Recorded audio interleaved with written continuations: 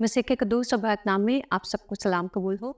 Programme متمی سچائی میں آپ سب کو خوش آمدید کہتی ہوں۔ بات کر رہے ہیں ہم بھائی اختر کی پوسٹ پر، جو کہ وہ فیس بک پر انہوں نے لگائی، اور ہم نے اس پہ ایک پروگرام مرتب کیا تاکہ ان تمام سوالوں کو، ان تمام کمنٹس کو ڈسکس کیا جا سکے، جس کا ٹاپک ہے یہودی مسیحا اور الہی منصوبہ۔ آج اس سلسلے کا 10واں پروگرام آپ کے سامنے پیش کرنے جا رہے ہیں، اور ان تمام سوالات اور کمنٹس پر ڈسکشن کے لیے ہمارے ساتھ آج بھی موجود ہیں پروفیسر جناب شفیق کمل صاحب۔ سر، ویلکم ٹو دی پروگرام۔ اس سلسلے میں بھائی اختر صاحب جو پہلا سوال کرتے ہیں آج کے اس پروگرام میں، وہ کہتے ہیں مسیحیوں میں آدھے بھی ایسے لوگ نہیں جو روزانہ کی بنیاد پر مسیح کے احکامات پر عمل کرتے ہوں، بلکہ وہ تو مسیح کے بجائے پولوس کو ترجیح دیتے ہیں۔ کہ ایسے ہی ہے سر؟ نہیں، ایسا بالکل نہیں ہے۔ مسلمان دراصل فیلسیز میں جیتے ہیں، فیلسیز میں رہتے ہیں، اس لیے اسی قسم کے سوالات کر دیتے ہیں۔ اگر یہ صدق کے دل سے سمجھنے کی کوشش کریں تو یہ اپنی سچائیاں نکھر کر ان کے سامنے خود بخود آ جائیں۔ اور میں نے ایسے مسلمان دیکھے ہیں جنہوں نے ان سچائیوں کو عمیق نظروں سے پڑھنے کی یا سمجھنے کی کوشش کی اور وہ سمجھ بھی گئے۔ اب آپ کا سوال یہ ہے کہ جو کرسچن ہے وہ تو مسیح کی تعلیمات پر عمل نہیں کرتے بلکہ پولوس کی تعلیمات پر زیادہ ترجیح دیتے ہیں یا عمل کرتے ہیں۔ پہلی بات تو پولوس کی تعلیمات اور مسیح کی تعلیمات کوئی الگ الگ تعلیمات نہیں ہیں، اور جیسا موصوف سمجھ رہے ہیں بھائی اختر صاحب کے ان میں تضاد پایا جاتا ہے، ایسا بھی نہیں، وہ سیم چیز ہے۔ میں تھوڑا سا پولوس کا تعارف کروا دوں کہ جب وہ اپنی ذات کا تعارف کرواتا ہے تو وہ کہتا ہے میں مسیح کا بندہ، یعنی میں مسیح کا غلام۔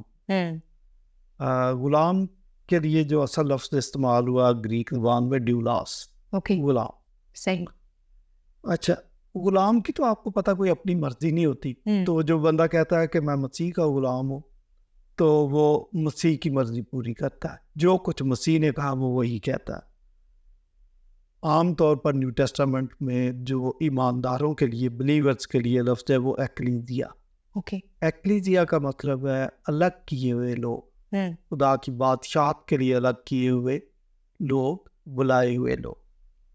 اچھا، یہ بڑا خوبصورت لفظ ہے، یہ ہماری شناخت بھی ہے، لیکن پولوس دانستہ طور پر اپنے آپ کو اس سے بھی نیچے لے جاتا ہے۔ وہ کہتا ہے میں تو مسیح کا غلام۔ تو آپ اس سے یہ توقع کر سکتے ہیں کہ وہ جو تعلیمات دے رہا تھا وہ مسیح کی تعلیمات کے برعکس ہوں گی یا اس کو کنٹراڈکٹ کریں گی؟ نیور۔ وہ وہی باتیں کرتا ہے جو غلام کو اپنے آقا کی سفارت کاری کے طور پر کرنی چاہیے، اور اس نے وہی کی۔ ٹھیک۔ میں ایک ہندو کی گواہی شیئر کرنا چاہتا ہوں، مجھے واقعہ یاد آ گیا، سنگاپور کا واقعہ۔ وہ ہندو چرچ میں اپنی گواہی دے رہا تھا کہ جب میں ہندو تھا تو میری زندگی بہت ٹھیک طریقے سے گزر رہی تھی، مجھے کوئی ایسا پرابلم نہیں تھا، جس طرح کا ہندوؤں کو ہونا چاہیے میں ویسا تھا۔ اس کے بعد کہتا ہے کہ میری زندگی میں ایک تبدیلی آئی کہ میں کنورٹ ہو کے مسلمان ہوں۔ میری زندگی میں پھر بھی کوئی پرابلم نہیں تھا، میں ایز اے مسلمان بڑے اچھے طریقے سے زندگی گزار رہا تھا، لیکن پھر میری زندگی میں ایک تبدیلی آئی کہ میں کرسچن ہو گیا۔ میں نے یسوع مسیح کو فالو کرنا شروع کر دیا، میں نے بپتسمہ لے لیا، میں کلیسیا کا ممبر بن گیا۔ اب میرے لیے پرابلم شروع ہو گیا۔ اچھا، ایک دفعہ ہم نے بھی جب یہ بات سنی کہ پرابلم، تو ہم بھی پریشان ہوئے، ایسا کیا پرابلم؟ اس نے کہا کہ مسیح کی شریعت بہت سخت ہے، ایز اے کرسچن صبح سے لے کر شام تک زندگی گزارنا بڑا مشکل ہے، کیونکہ مسیح نے تو یہاں تک کہہ دیا کہ اگر آپ نے کسی عورت کو بری نظر سے دیکھ لیا تو گویا آپ نے اس کے ساتھ زنا کر لیا، اور زنا کی سزا تو پھر یہ ہے کہ اس کو سنسار کیا جائے۔ تو کہہ رہا کہ مجھے تو بہت کیئرفل رہنا پڑتا ہے۔ تو یہ اس نے بڑی خوبصورت بات کی کہ ہمیں بطور مسیحی کے زندگی گزارنا چاہیے، اور یہ کوئی اتنا سمپل کام نہیں ہے۔ ٹھیک۔ تو موصوف نے جو اعتراض کیا کہ جناب آپ تو پولوس کی تعلیمات کو ترجیح دیتے ہیں، مسیح کی تعلیمات کو نہیں مانتے، نہیں، پولوس وہی بات کرتا ہے جو مسیح نے کی ہے، اور ہم مسیح کو فالو کرتے ہیں، ایمان کے بانی مسیح کی طرف ہی ہم تکتے رہتے۔ ٹھیک۔ آگے وہ بڑی عجیب سے بات کہتے ہیں. وہ کہتے ہیں کہ حیرت انگیز بات یہ ہے کہ مسیحیوں کو تو اب یقین ہی نہیں ہے کہ مسیح مردوں میں سے جی اٹھے ہیں. کیا ایسا ہی ہے سر؟ نہیں، ایسا نہیں ہے. وہ جو بات میں نے شروع کی ہے اسی کو آگے بڑھاؤں گا کہ آپ خدا را میری آپ سے دست بستہ گزارش ہے کہ ان فیلسیز سے باہر آ جائیں. دیکھیں، مسیحیت تو شروع یہاں سے ہوئی ہے کہ مسیح مردوں میں سے جی اٹھا. میں آپ کو بتاؤں کہ جب مسیح نے 3.5 سال اس زمین پر خدمت کی ہے تو اس خدمت کے دوران کوئی ایک بھی کرسچن نہیں تھا. فالوور بہت تھے، شاگرد بہت تھے، پورے کا پورا کراؤڈ شاگرد تھا. پھر ان میں سے 72 شاگرد چنے گئے، 72 میں سے 12 سلیکٹ کر لیا گیا. اچھا، اور 5-5 ہزار 7 ہزار کا مجمع یسوع مسیح کے پیچھے رہتا تھا. آپ کو پتہ یروشلم میں جب ویلکم ہوئی ہے تو اس وقت نعرے بھی لگائے، وہ شانہ مبارک ہے وہ جو خدا کے نام سے. یہ ساری باتیں تھیں. But none of them was Christian. Christianity کب شروع ہوئی؟ کرسچینٹی شروع ہوئی ہے جب یسوع مسیح کو صلیب دے دی گئی، دفن کر دیا گیا. 3 دن کے بعد جب یسوع مسیح مردوں میں سے جی اٹھے تو کرسچینٹی کا آغاز. جو بھی اس بات پر بلیو کرتا تھا کہ مسیح یسوع مردوں میں سے جی اٹھا ہے وہ کرسچن ہوتا. اور جب وہ مسیح یسوع کے جی اٹھنے کو مانتا تھا تو پھر وہ مسیح یسوع کو خداوند مانتا تھا. وہ یہ جانتا تھا کہ مردوں میں سے جی اٹھنا آسان کام نہیں، یہ جوہر خداوند نہیں، تو اس لیے وہ اس کو مانتے تھے. اچھا، پھر رومیوں پہلے باب کی 3-4 آیت کے اندر پولس یہ بات کہتا ہے کہ 3 خصوصیات کی وجہ سے ہم مسیح کو خدا کہتے ہیں یا خدا کا بیٹا کہتے ہیں. نمبر 1 پاکیزگی کی روح کی وجہ سے، نمبر 2 مردوں میں سے جی اٹھنے کی وجہ سے، اور یہ مطلب اس میں جو میجر بات تھی وہ تھی مردوں میں سے جی اٹھنے کی وجہ سے اور قدرت کی وجہ سے. چلے، تو جو مردوں میں سے جی اٹھنے کی وجہ سے وہ تمہارے عقیدے میں شامل ہے. پولس کہتا ہے پہلا کرنتھیوں 15واں باب اس کی 3-4 آیت میں کہتا ہے کہ جو بات مجھ تک پہنچی میں نے سب سے پہلے تم تک پہنچا دی کہ مسیح کتاب مقدس کے مطابق مر گیا، ہمارے گناہوں کی خاطر مر گیا، دفن ہوا، اور کتاب مقدس ہی کے مطابق تیسرے دن مردوں میں سے جی اٹھا. اس کو ہم کنسائز گڈ نیوز بھی کہتے ہیں. تو یہ ایک زپ فائل ہے، اس کو کھولے تو آپ کو پوری بائبل کی تھیالوجی بیان کرنی پڑے. تو یہ ایک عقیدہ تھا جو پولس تک پہنچا اور کلیسیا تک پہنچا، اور کلیسیا اسی عقیدے کے وسیلے سے کرسچن ہو رہے. اس عقیدے کو ماننا نہ، وہ آپ کیسے کہتے ہیں کہ جی مسیحیوں کو یقین نہیں؟ جو بھی کرسچن ہے وہ اس بات کو مانتا ہے، اسی لیے وہ کرسچن ہے اور اسی لیے کرسچینٹی.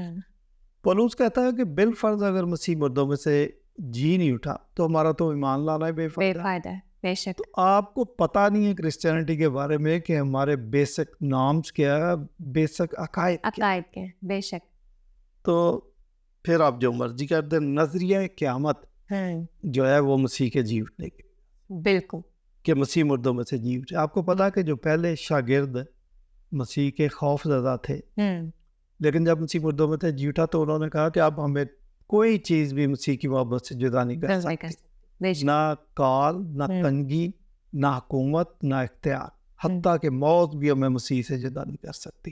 زیادہ یہی ہے کہ کوئی ہمیں گولی مار دے گا، کوئی ہمیں قتل کر دے گا، کوئی ہمارا گلا کاٹ دے گا، لیکن ہمارے آقا جو مردوں میں سے جی اٹھے تو ہمارا ایمان ہے کہ ہم بھی مردوں میں سے جی اٹھے. ہمارے تو ایمان کی بنیاد ہی ہے جی اٹھے. تو آپ غلط فہمی کی بنیاد پر سوال اٹھاتے ہیں اور غلط فہمی کی بنیاد پر جان بوجھ کر دانستہ طور پر آپ مغالطوں کے صحرا میں رہنا پسند کرتے تو آپ رہیں. ہماری البتہ کوشش ہے کہ ہم آپ کے لیے دعا گو ہیں اور ہم پوری کوشش کرتے ہیں. ہم استدلال کے ذریعے بھی کوشش کرتے ہیں کہ آپ کی آنکھوں کے اوپر جو چھلکے ہے یہ کسی نہ کسی طریقے سے گر جائیں اور آپ کھلی آنکھوں کے ساتھ مسیحی عقائد کو دیکھیں، پرکھیں اور مسیح کی پہچان تک پہنچیں. بالکل بالکل، بے شک. آگے وہ کہتے ہیں خود یسوع مسیح کو تو ان پڑھ بچھیروں کو اپنی تعلیم سمجھانے میں کوئی دقت پیش نہ آئی، لیکن تھیولوجی جو کہ یسوع مسیح کی وہی تعلیم سمجھانے کی کوشش کر رہی ہے، چند ایک کے علاوہ کسی مسیحی کو سمجھ نہیں آتی. دیکھیں 2-3 باتیں اگین جو آپ غلط فہمی میں رہنے کی وجہ سے کہہ رہے. پہلی بات کہ آپ نے کہا شاگرد ان پڑھ ہوں گے، ان پڑھ جب تک وہ سیمنری میں نہیں آئے تھے، لیکن جب مسیح کے اس حلقے کے اندر آ گئے ہیں، اس فریم آف ریفرنس کے اندر آ گئے ہیں، پھر وہ ان پڑھ نہیں. صحیح. آپ اس حقیقت کو جانے بغیر یہ بیان دیں. ایک شخص آکسفورڈ یونیورسٹی میں پڑھنے جاتا ہے تو جب تک وہ جاتا نہیں ہے تو آپ کہہ سکتے ہیں اس کو تو آکسفورڈ کا پتہ بھی نہیں، لیکن جب وہ آکسفورڈ میں رہ کر 3 سال 4 سال پڑھ کے آ جاتا ہے تو پھر وہ آکسفورڈ کا گریجویٹ ہے. پھر نہیں آپ اس کو کہہ سکتے کہ یہ ابھی تو اس کو آکسفورڈ کا پتہ بھی. تو وہ ان پڑھ نہیں تھے، وہ 3.5 سال تک مسیح کے ساتھ تھے. یہ دنیا کی واحد سیمنری تھی جس میں کوئی چھٹی نہیں. آپ اناجیل پڑھ کے دیکھیں کہ مسیح نے شاگردوں کو کہا ہو کہ بقرعید آ رہی ہے، 4 دن کی چھٹی ہے آپ کی. بدھ سے پہلے آپ نے سیمنری واپس لیا. کسی بڑے تہوار پہ بھی ان کو چھٹی نہیں تھی. آپ کو پتا عید فصح والے دن بھی، یہ تو یہودیوں کا سب سے بڑا تہوار ہے، وہ استاد کے ساتھ ہی فصح منا رہے تھے. چھٹی ان کی کہاں ہوتی تھی؟ کوئی چھٹی نہیں ہوتی. ہفتہ اتوار بھی چھٹی نہیں ہوتی. اور کہیں ایسا بھی نہیں ہے کہ شاگردوں نے کہا کہ استاد جی صبح سے پڑھ رہے ہیں، 5 بج گئے آپ چھٹی دے دیں، تھک گئے. ایسا بھی نہیں ہے کہ اچھا جی استاد جی بہت تھک گئے ہیں، کوئی 2 گھنٹے سو لے. وہ بھی مسیح پیچھے پہنچ جاتے تھے، بھائی اٹھو، تمہیں کس بات کی نیند آئی ہوئی ہے، یاد ہے آپ کو؟ جی بالکل. تو ہاں یہ کبھی ہوا کہ ان کو شارٹ مشن ٹرپ پہ بھیجا، وہ بھی بھیجا ہے، واپس آیا تو پھر ان کی بات پرس ہو رہی ہے، کیا کیا سمجھاؤ مجھے، کیا پڑھا، کیا پڑھایا، کیا رزلٹ ہے. تو پڑھایا پریکٹیکلی ان کو کر کے بتایا کہ پریکٹیکلی آپ نے یوں کرنا. جی بسا اوقات ایسا ہوتا تھا کئی چیزیں ان کی سمجھ میں نہیں آتی، لیکن وہ پبلک میں چپ رہتے تھے. جب اکیلے تھے تو مسیح سے پوچھتے تھے یہ بیج بونے والی تمثیل ہمیں سمجھ نہیں، استاد جی ہمیں سمجھائے. وہ بھی ان کو سمجھا دی. یہ تو ہمیں ایک بات کا پتہ چلا. 20 ایسی باتیں ہیں جو انہوں نے پوچھی ہوں گی اور مسیح نے سمجھائی ہوگی. ایسے لوگوں کو کہنا کہ وہ ان پڑھ تھے، یہ ٹھیک. اچھا، رہی بات بنیادی تعلیمات کی، عام بندے کو بہت عمیق سٹڈی کرنے کی، آکسفورڈ لیول کی سٹڈی کرنے کی ضرورت بھی. جو بیسک فیتھ ہے، جو ہمارے ایمان کے لیے، ہماری بقا کے لیے، ہماری ابدی زندگی کے لیے ضروری ہے، وہ پتہ وہ ہر کرسچن کو پتہ ہے. یہ آپ کی غلط فہمی ہے کہ کرسچنز کو پتہ نہیں. کرسچن کو پتہ، مثلاً ہر کرسچن کو یہ پتہ ہے کہ مسیح خداوند ہے، وہ میرا خدا ہے. ہر مسیحی کو یہ پتہ ہے کہ مسیح نے ہمارے لیے کفارہ دیا ہے. ہر مسیحی کو یہ پتہ ہے کہ مسیح یسوع مردوں میں سے جی اٹھے تھے، لہٰذا قیامت کے دن جب وہ آواز دیں گے تو ہم بھی مردوں میں سے جی اٹھیں گے. ہر مسیحی کو یہ پتہ ہے کہ مسیح پر ایمان لانے سے ہمارے گناہ معاف ہو جاتے ہیں. ہر مسیحی کو یہ پتہ ہے کہ جب ہمارے گناہ معاف ہو گئے ہیں تو ہم نجات یافتہ، اب ہم پر سزا کا حکم نہیں ہے. ہر مسیحی کو یہ پتہ ہے کہ اب میں ایماندار ہوں، اب مجھے گناہ سے نفرت کرنی ہے، کیونکہ میں اپنے گناہوں کا اقرار کر کے توبہ اب مجھے بار بار وہ پرانے کام نہیں، اب میں ایک نیا انسان بن چکا ہوں. یہ پتہ. اچھا، آپ تھیالوجی کی مخالفت کرتے ہیں. یہ کئی دفعہ میری مسلمان اسکالر سے بات چیت ہوتی ہے تو وہ یہ کہہ دیتے ہیں یہ آپ تھیالوجی کی بات کر رہے ہیں. اچھا، ان کے ذہن میں ہے کہ تھیالوجی کوئی الگ بات ہے، شاید کوئی فرق بات ہے، شاید کوئی ملمہ کاری کرنے کا طریقہ ہے. نہیں، تھیالوجی کیا ہے؟ تھیالوجی یہ ہے کہ اصل زبان کو آپ پڑھیں اور جو الفاظ ہیں ان کے درست معنی جان کر خدا کی ذات تک پہنچنا اور اس کا درست مفہوم سب. تو اس میں بچائے کہ تھیالوجی ہماری مدد کرنے کے لیے ہے یا ہمیں مس گائڈ کرنے کے لیے. یہ تو ایک اچھی چیز ہے خدا کو سمجھنے کے لیے، تو اس کی آپ مخالفت کیوں کرتے؟ اچھا، پر مسلمانوں میں خود بھی تھیالوجین موجود ہے. آپ پوچھیں کہ آپ کون ہیں، وہ کہیں گے میں تو حنفی، میں تو شافی. یہ کون تھے 4؟ امام مالک، امام ابو حنیفہ، امام شافی. یہ بھی تھیالوجین تھے. تو آپ دیکھیں جو ان کو فالو کرتے وہ ان کے فالوور ہیں، تو وہ ان کی تھیالوجی فالو کرتے ہیں جو انہوں نے وضع کر کے بتا دیا تھا کہ یہ ایسے ہے، یہ ایسے ہے، اسی کو مانتے ہیں. تو آپ جو اعتراض ہم پر کر رہے ہیں، ذرا ایک نظر اپنی تھیالوجی، اپنے پس منظر پر بھی ڈال لیں کہ آپ کیا کریں. تو اس طرح بہت سارے اعتراضات ان کے بغیر سوچے سمجھے کر دیے جاتے ہیں.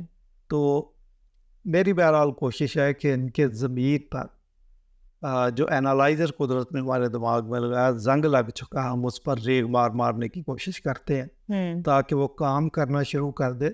تو پھر یہ حقائق کو کمپیریزن کے ساتھ جب دیکھیں گے سمجھیں گے تو آنکھیں کھل جائیں. صحیح، ٹھیک. آگے وہ کہتے ہیں مسیح کی جانی ہوئی تاریخ تو خالی قبر کے ساتھ ہی ختم ہو جاتی ہے، باقی سب تھیولوجیکل قیاس آرائیاں ہیں. مجھے ایک شعر یاد آ گیا کہ اپنی اداؤں پہ ذرا غور کرو، ہم نے کچھ عرض کیا تو شکایت ہو. اب ہمیں کہہ دیا کہ یہ سب کچھ قیاس آرائیاں. پہلے تو میں ان کا اپنا کورس کروا دوں کہ یہ جو احادیث کا مجموعہ ہے، 14 لاکھ حدیثیں لکھی گئی، یہ کم و بیش ایک محتاط اندازے کے مطابق 250 سال کے بعد لکھی. اور اگر 250 سال کے بعد لکھی گئی ہے اور لکھی گئی عرب سے باہر، صحائف ستہ جو 6 مصنفین ہیں ان میں سے کوئی بھی عرب نہیں. تو پہلی بات تو 250 سال کے بعد لکھی گئی. دوسری بات کہ میلوں کا بھی فاصلہ ہے کہ اوریجن سے آپ نے دور بیٹھ کے لکھی، یہ کیا سرائی نہیں ہوگی. اچھا، جناب کا جو شوق ہے یا ان کو جو غرور ہے وہ یہ ہے کہ جی ہماری سند بڑی باقاعدہ اور متصل کہ فلاں نے فلاں سے کہا، فلاں نے فلاں سے کہا، فلاں نے فلاں سے کہا، تو اس طرح بات ہم تک پہنچی. یہ جو سند والی بات ہے مسلمان اس پہ بہت مان کرتے، لیکن فلسفے کی زبان میں ماڈرن دنیا میں یہ ٹرسٹ ورتھی نہیں. ہم اس کو کہتے ہیں چائنیز وسپر. تو چائنیز وسپر کا مطلب ہے کہ میں نے آپ کو بتایا، آپ نے افضل کو بتایا، افضل نے آگے کسی کو بتایا. آپ جا کے کورٹ میں ذرا بتائیں کہ قتل کے مقدمے میں گواہی دینے آیا ہوں، تو جج آپ سے پوچھے گا یا مخالف وکیل آپ سے پوچھے گا کہ آپ چشمدید گواہ؟ نہیں جی میں گواہ تو ہوں لیکن چشمدید نہیں، مجھے تو اسلم نے بتایا تھا، اسلم کو میرے کزن نے بتایا تھا، کزن کو اس کی نانی نے بتایا، ٹھیک ہے، پھپھی نے بتایا تھا. تو اس طریقے سے قتل تو ہوا ہے. جج آپ کی گواہی کبھی بھی نہیں سنے گا. اور یہ میں انگریز جج کی بات نہیں کر رہا، کسی پاکستانی جج مسلمان جج کو بھی ایسے جا کے بولے جی میں گواہی دینا چاہتا اور گواہی میری ایسے ہے، تو وہ اپنے کارندوں کو کہے گا کہ اس کو باہر گیٹ سے باہر نکال کے. یہ کیا مذاق ہے جی. تو آپ اس کو کہتے ہیں یہ حدیث ہے، اور اس حدیث کے ذخیرے پہ آپ کو بہت مان ہے. خیر اب بہت سارے سمجھدار مسلمانوں نے اس سارے سسٹم کی مخالفت کرنا شروع کر. وہ کہتے ہیں ہم صرف قرآن کو مانتے ہیں، حدیث کے ذخیرے کو نہیں مانتے. آپ نے جتنی بھی محنت کی ہے ہم نے اس کو مانتے. تو ہمارے پہ آپ نے الزام لگا دیا جی خالی قبر کے ساتھ ہی سب کچھ ختم ہو جاتا ہے، باقی سب قیاس آرائیں ہیں، تھیولوجیکل قیاس. خالی قبر براہ راست خالی قبر نہیں ہے کہ ہم نے جا کے کیمرہ لے گئے اور خالی قبر پہ ہم نے کیمرہ مارا اور وہاں سے ہماری کہانی شروع. کہانی ہماری وہاں سے نہیں شروع، کہانی ہماری شروع ہوئی ہے اولڈ ٹیسٹامنٹ سے، جہاں پہ 430 پیشگوئیاں مسیح یسوع کی ذات کے متعلق. میں ابھی آپ کی اطلاع کے لیے بتاؤں کہ زبور 22 کے اندر، صرف زبور 22 کے اندر 16 پیشگوئیاں ہیں جو مسیح کی صلیب پر منطبق ہوتی. اور یہ اتنی زبردست پیشگوئیاں ہیں کہ نیو ٹیسٹامنٹ کے اندر کسی انجیل کے اندر یہ بات نہیں لکھی کہ مسیح یسوع کے پاؤں بچھے دے گئے تھے. ہاتھ پہ لکھا ہے کہ ہاتھوں پہ کیل لگا ہے، پاؤں کے متعلق نہیں. لیکن زبور 16 آپ کو بتاتا ہے کہ اس کے پاؤں بچھے دے گئے تھے. اور ہسٹوریکل ایویڈنس، آرکیولوجیکل ایویڈنس نے ثابت کیا کہ کیل ہاتھ اور پاؤں دونوں میں لگاتے تھے، ادروائز کوئی مجرم یا کوئی شخص سلیب پر ٹک. یہ تو میں نے 16 پیشگوئیاں بتائی، 430 پیشگوئیاں. تو پہلے سے یہ طے شدہ الہی منصوبہ، ڈائریکٹ خالی قبر نہیں ہے. پھر مسیح یسوع کی 3.5 سالوں میں مخالفت، روزانہ کی بنیاد پر اس کی مخالفت، یہ مخالفت جو ہے مسیح کو واقعہ تسلیب تک، چپکلش، پہلے چپکلش ہے پھر واقعہ تسلیب تک لے، پھر مقدمہ چلتا ہے. 7 عدالتوں میں مسیح یسوع کو پیش کیا جاتا ہے. کچھ لوگ 6 کہتے ہیں، میں کہتا ہوں 7 ہے. 7ویں عوام کی عدالت تھی وہاں سے بھی مسیح گزر کے آئے تھے، بھگت کے آئے تھے. پھر مقدمہ چلتا ہے، مسیح کو کوڑے لگائے جاتے ہیں، مذاق کیا جاتا ہے، تھپڑ لگائے جاتے ہیں، سر پر کانٹوں کا تاج رکھا جاتا ہے. پھر ایک بھاری وزنی سلیب مسیح یسوع کے کندھوں پر لاد کر ایک جلوس کی صورت میں کوہ کلوری تک لے کے جایا جاتا ہے، اور ایک سلیب پر ایک کتبہ لگایا تھا جس پر اس کا جرم لکھا تھا. تو یہ سب کرنے کے بعد اس کی پسلی میں نیزہ بھی مارا جاتا ہے، 7-7 انچ کے کید ہاتھ اور پاؤں میں لگائے جاتے ہیں. پھر اس کی سلیب پر موت واقع. اچھا، ان سارے واقعات کے بعد اس کو قبر میں رکھا جاتا ہے، اور قبر پر 2 ٹن کا پتھر رکھا جاتا ہے. 2 ٹن کا پتھر ایک خانچہ بنا ہوتا ہے جس میں لڑکا دیا جاتا ہے. لڑکانا بھی 2 ٹن کو بہت مشکل ہے، لیکن بہرحال وہ کیا جا سکتا ہے. لیکن جب وہ اپنے خانچے میں فٹ ہو جاتا ہے تو اس کو واپس نکالنا بہت مشکل ہے، کیونکہ اس کا وزن. یہی نہیں، اس کے اوپر رومی بادشاہ کی مہر لگ جاتی. اب وہ مہر بظاہر تو ایک مہر ہے، ٹھپا لگ جاتا ہے، لیکن یہ مہر بہت خطرناک اور پاورفل ہوتی ہے. اس مہر کو کوئی توڑ نہیں سکتا، جرم ہے. اس مہر کو توڑنے کی سزائے موت ہے. اور چونکہ آپ نے رومی حکومت کے متعلق جانا نہیں ہے، اس لیے آپ کو پتہ نہیں ہے کہ وہاں پہ ہوتا کیا تھا. اب آپ 2000 سال بعد رہ کے صرف تصور کر سکتے ہیں، آپ اس کو چشم تصور سے نہیں. لیکن اس دور میں اگر آپ چلے جائیں تو آپ کو پتہ چلے کہ کتنا خوف. اچھا، اس سارے سنہریوں کے اندر اچانک سے اس کی قبر خالی ہے، پتھر لڑکا ہوا ہے. تو یہ ایک ہی نتیجہ اخذ کیا جا سکتا ہے کہ مسیح مردوں میں سے جی. صحیح. اچھا، آگے وہ کہتے ہیں کہ قبر کے کھسکے ہوئے پتھر پر تھیولوجی نے وہاں اپنا مسکن بنا لیا، اور تب سے بغیر کرائے کے وہی موجود ہے، اور دنیا کو سمجھ نہ آنے والا عقائد کا خیالی سیلاب بہتا چلا جا رہا ہے. یہ جو کھسکا ہوا پتھر انہوں نے لفظ استعمال کیا نا، میں کہتا ہوں کہ اس کی بھی اصلاح کر. یہ آپ کا دماغ کھسکا ہوا، معترضین کے خیالات کھسکے ہوئے. پتھر جو کھسکا تھا، میں نے بتایا کہ پتھر کا کھسکنا بھی آپ نے اس کو ہلکا لے لیا. میں آپ ہی سے کہہ دوں کہ آپ آ جائیں، 2 بندے آ جائیں، 3 بندے آ جائیں اور 2 ٹن کے پتھر کو کھسکا کے دکھائیں، اور پھر اس پر رومی مہر لگی ہوئی تو پھر آپ اس کو کھسکا کے دکھائیں. یہ نہیں ہو سکتا. رومی مہر کے بارے میں بھی میں آپ کو ایک اور بات بتا دوں. اب کھسکا ہوا پتھر میں آپ کو اس کا پورا کورس، آپ نے تو کہہ دیا نا کہ آپ کو پتہ ہی نہیں کہ اس پر روم کی مہر لگی ہوئی تھی، جسے ہاتھ لگانا ہی جرم تھا. اس کو تو وہ قریب جا کے دیکھنا بھی جرت نہیں کر سکتا. انگلینڈ کے اندر آپ کا اگر چیک باؤنس ہو جاتا ہے تو یہ جرم ہے. کیوں جرم ہے؟ کہ اس پر ملکہ برطانیہ کی تصویر، تو آپ نے اصل میں اس کی توہین، تو یہ برداشت نہیں کرتے. انگلینڈ میں ایسا نہیں ہے کہ کسی کا چیک باؤنس ہو جائے، کوئی اکا دکا ہو گیا ہو کسی غلطی کی وجہ سے، لیکن جیسے پاکستان کے اندر آئے دن چیک باؤنس ہوتے ہیں، خود کروا لیتے ہیں یہ وہ، وہاں ایسا. تو اسی طرح رومی مہر جو ہے وہ دراصل شاہ روم کی توہین، اس کے کنگ کی توہین، کیسر کی توہین. تو یہ نہ تو وہاں کی انتظامیہ یہ انہیں دے گی، اور نہ رعایا یہ کام کرنے کی ضرورت کرے. صحیح. تو اس لیے آپ جیسے سمجھ رہے ہیں کہ وہ جی کسی نے پتھر کھسکا دیا، وہ یہ بھائی آپ کے خیالات کھسکے ہوئے، آپ کو پورا سنیریو پتہ نہیں.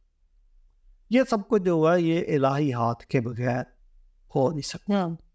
الہی ہاتھ کیسے تھا؟ میں آپ کو 2-3 باتیں بتا دیتا ہوں، آپ کو پتہ چل جائے گا کہ ہاں الہی ہاتھ. آپ کو پتا کہ پلاطوس نے کہا تھا کہ تو بولتا کیوں نہیں؟ مسیح یسوع سے کہا تجھے پتا ہے کہ میرے پاس یہ اختیار ہے کہ میں تجھے سلیب بھی دے سکتا اور میں تجھے چھوڑ بھی سکتا. اچھا، وہ چھوڑنا بھی چاہتا تھا. آپ کو پتا کہ اس کی بیوی نے اس کو کہا تھا کہ اس کو چھوڑ دینا، اور اس نے چھوڑنا چاہا لیکن وہ چھوڑ نہیں سکا. پھر اس نے پانی منگوایا، اپنے ہاتھ دھوئے کہ میں کم سے کم اس بے گناہ کے اس کے جرم میں شریک، میرا کوئی، لیکن چھوڑ نہیں سکا تھا. اس کا مطلب کوئی ڈیوائن فورس بھی کام کر رہی تھی، اب وہ خدا کی ذات ہے, یہ الہی منصوبہ تھا اور وہ پورا ہونا تھا. اب آپ اگر سوچتے ہیں کہ پتھر کھسکا ہوا تھا تو دو باتیں سامنے آتی جن کی وجہ سے قبر خالی ہو سکتی. جو معترضین کے ذہن میں بات آتی ہے کہ یا تو شاگرد لاش لے گئے تھے یا پھر دشمن لاش لے گئے تھے, انہی دونوں میں سے. اچھا, یا پھر واقعہ مسیح جی اٹھا تھا. تین آپشنز ہیں. اب ہم تینوں آپشنز کی ان کو دیکھ لیتے ہیں کہ شاگرد اس لیے نہیں لاش لے کے جانے کی جرت کر سکتے کہ وہ تو ڈر گئے, تو وہ بھاگ گئے تھا. اچانک سے اتنی جرت کہاں سے آ گئی کہ لاش لینے کے لیے پہنچ گئے؟ انہوں نے تو خود کو بند کیا ہوا تھا. بند کیا ہوا تھا. اور دشمن اگر لاش لے گئے تھے تو جب پطرس نے, بلکہ آنے والے وقت میں بھی شاگرد جب خطاب کرتے تھے اور انجیل کی منادی کرتے تھے, اور ان کی تو منادی یہاں سے شروع کر دی تھی, یہاں سے ہوتی تھی کہ مسیح مر گیا, دفن ہوا, تیسرے دن مردوں میں سے جی اٹھا. تو اگر لاش وہ لے گئے تو لاش نکال کے لے آتے, کپڑا ہٹاؤ, دکھاؤ جی پہچانو یہ وہی لاش ہے. آپ تو کہہ رہے جی اٹھا, یہ وہی پڑا ہوا لاش ہمارے پاس ہے, لیکن کوئی ایسا کر نہیں سکتا. تو پھر تیسرا آپشن یہ بچتا ہے کہ مسیح مردوں میں سے جی. تو پھر نتیجہ کیا نکلا کہ کھسکا ہوا پتھر, دراصل جو آپ اعتراض لگا رہے ہیں, آپ کے خیالات کھسکے, یہ بات ہے. بہت شکریہ پروفیسر جناب شفیق کمل صاحب. آج بھی ہم نے بات کی بھائی اختر صاحب کی پوسٹ پر. عنوان تھا یہودی مسیحا اور الہی منصوبہ. انہوں نے بارہا اس بات کا ذکر کیا کہ مسیحی عقائد قیاس آرائیاں ہیں, یہ کوئی تاریخی واقعہ نہیں ہے. لیکن اگر یہ کوئی تاریخی واقعہ یا کوئی تاریخی حقیقت نہیں ہے تو پھر دنیا کا کوئی بھی مذہب, دنیا کا کوئی بھی کاروبار, دنیا کی کوئی اکانومی, دنیا کا کوئی بینک, دنیا کی کوئی بھی ایسی چیز اس واقعے کی گواہی دیے بغیر چل ہی نہیں سکتا. کیونکہ آج بھی ہم لکھتے ہیں کہ آج جولائی کی 15 تاریخ ہے اور 2022. 2022 کا مطلب میں آج چاہتے یا نہ چاہتے ہوئے بھی گواہی دیتا اور دیتی ہوں کہ 2022 سال پہلے ایک ایسا واقعہ ہوا تھا جس نے تاریخ کو 2 حصوں میں تقسیم کر دیا. ہماری دعائیں, ہمارے تمام آرزویں آپ سب کے ساتھ, اس ایمان کے ساتھ کہ ایک دن ایسا ضرور آئے گا کہ وہ لوگ بھی جو اس حقیقت کو چاہے مانتے ہیں یا نہیں, جناب مسیح کی الہی ذات کو قبول کر کے نجات کے تجربہ کو حاصل ضرور کریں گے. مجھے اور پروفیسر جناب شفیق کمل صاحب کو دیجیے اجازت. خدا حافظ.